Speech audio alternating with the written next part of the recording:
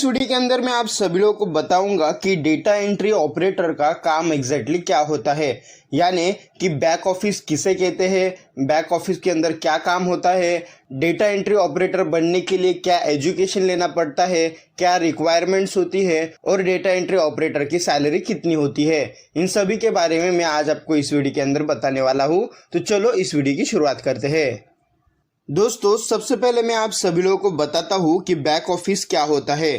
ये समझने के लिए मैं आपको एक एग्जांपल देता हूँ। जैसे कि एक कंपनी को दो काम करना बहुत ही ज्यादा जरूरी होता है। पहला काम ये होता है कि कंपनी को उनके सारे प्रोडक्ट्स को सेल करना होता है, और दूसरा काम उनका ये होता है कि जितने भी प्रोडक्ट सेल हुए हैं उनका रिकॉर्ड रखना, कस्टमर्स डिटेल्स का रिकॉर्ड रखना, टैक्सेशन फाइल का रिकॉर्ड रखना और साथ ही साथ डेटा को अच्छी तरीके से स्टोर करना। ये उनका सेकेंड काम होता है। तो दोस्तों, सेलिंग का जो मुख्य काम होता है वो कंपनी का फ्रंट एंड करता है और डेटा स्टोरेज का काम बैक एंड करता है। तो कंपनी के बैक एंड को बैक ऑफिस कहा जाता है। सरल भाषा में कहूँ कि कंपनी के बैक एंड में यानी बैक ऑफिस में डेटा स्टोरेज का काम होता है। तो दोस्तों, डेटा एंट्री करना मतलब एग्जैक्टली क्या करना, ये मैं आपको भी समझाता हूँ। दोस्तों, डेटा एंट्री करना मतलब आपको एक हार्ड कॉपी दी जाएगी, जिस हार्ड कॉपी के अंदर कुछ इंफॉर्मेशन होगी। आपको उस इंफॉर्मेशन को सॉफ्टवेयर के अंदर सेव करना है। तो आपको उस हार्ड कॉपी को सॉफ्ट कॉपी में कन्वर्ट करना है। सॉफ्ट कॉपी यानी कंप्यूटर में सेव करना है। तो दोस्तों, डेटा की एंट्री किस प्रकार से की जाती है ये मैं आप सभी लोगों को अभी एग्जाम्पल देके समझाता हूँ। दोस्तों, मान लीजिए कि एक बड़ी कंपनी के अंदर जनवरी मंथ में 5,000 लोगों ने शॉपिंग की। तो दोस्तों, कंपनी के पास 5,000 लोगों का डेटा है, यानी कस्टमर का नाम है, कस्टमर का नंबर है, कस्टमर का एड्रेस है, कस्टमर का बिल नंबर है एंड कस्टमर का बिल अमाउंट है। तो ये उनके पास एक पेपर के ऊपर सारा डेटा है, जिसको आपको एक्सेल शीट के अंदर एंटर करना है। मतलब आपको हार्ड कॉपी से सॉफ्ट कॉपी में डेटा को एंटर करना है। तो वो कैसे करना है आइए मैं आपको भी बताता हूँ। तो लो दोस्तों, हम लोग आ चुके हैं एक्सेल के अंदर। अभी इस एक्सेल शीट के अंदर हम लोग डेटा को स्टोर करेंगे। तो सबसे पहले आपको एक्सेल का नॉलेज होना चाहिए। तो डेटा को स्टोर करने के लिए हम लोग सबसे पहले डेटा का नाम लिखेंगे। डेटा का नाम था कि जनवरी सेल रिपोर्ट, ठीक है। तो इस तरह से मैंने इस डेटा को नाम दिया। अभी हमारे पास क्या क्या डेटा है, कस्टमर का नाम है, नंबर है, एड्रेस है, कस्टमर बिल अमाउंट है और कस्टमर का बिल नंबर है। तो वो हम लोग किस तरह से लिखेंगे? सबसे पहले तो हम लोग इस एक्सेल शीट के अंदर सीरियल नंबर ऐड करेंगे। फिर बाद में हम लोग कस्टमर का नाम, कस्टमर का एड्रेस, कस्टमर की डिटेल सब लोग यहाँ पर हम लोग कॉलम वाइज लिखते जाएंगे। तो लो दोस्तों, यहाँ पर मैं अभी कस्टमर की सारी डिटेल्स लिख रहा हूँ। जिस तरीके से हार्ड कॉपी के अंदर डेटा है उस तरीके से दोस्तों आपको यहाँ पर कॉलम्स बनाने हैं ताकि आप डेटा को स्टोर कर सकें।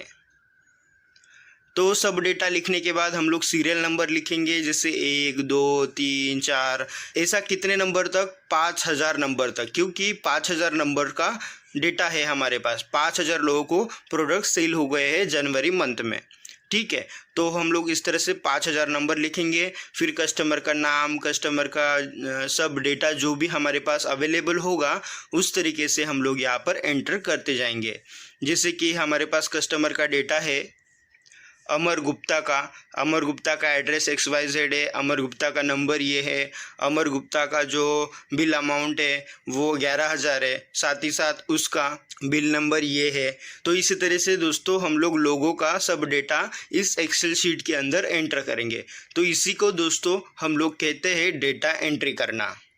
तो देखा दोस्तों, कितने अच्छे तरीके से मैंने यहाँ पर डेटा को एंटर किया है। तो इसी तरह से आपको भी दोस्तों यहाँ पर इस प्रकार से डेटा को एंटर करना होता है।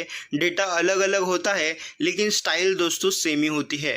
तो दोस्तों आपको डेटा को थोड़ा अट्रैक्टिव लुक भी देना होता है, जिसके लिए हम लोग यहाँ पर कलरिंग का काम करेंगे थोड़ा बहुत।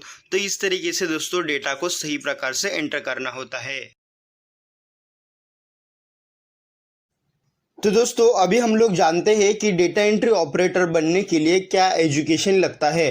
दोस्तों, डेटा एंट्री ऑपरेटर बनने के लिए आपका मिनिमम क्वालिफिकेशन 12th पास होना चाहिए। उसके बाद दोस्तों आपको Excel, PowerPoint, MS Office जैसे सॉफ्टवेयर को यूज करना अच्छी तरीके से आना चाहिए और आपकी टाइपिंग स्पीड थोड़ी बहुत फास्ट होनी चाहिए। तो ये होती है रिक्वायरमेंट दोस्तों एक डेटा ऑपरेटर बनने के लिए।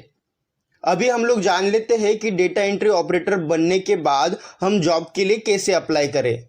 दोस्तों, बैक ऑफिस में काम करने के लिए आपको कंपनीज में जाना है, जैसे कि बैंक्स हो गई, किसी कंपनी का बड़ा ऑफिस हो गया, कॉल सेंटर हो गया या फिर नॉर्मल ऑफिस हो गया। वहां पर जाकर आपको अपना रिज्यूमे डालना है और आपको कहीं ना कहीं से 100% फोन आ जाएगा। अदरवाइज आप दोस्तों डेटा एंट्री ऑपरेटर के लिए ऑनलाइन भी अप्लाई कर सकते हो। ऑनलाइन में fiverr.com, upwork.com और फ्रीलांसर जैसे कई सारी वेबसाइट्स है जहां पर आपको डेटा एंट्री का काम मिल जाएगा। तो दोस्तों, अभी हम लोग जान लेते हैं कि डेटा एंट्री ऑपरेटर की सैलरी कितनी होती है।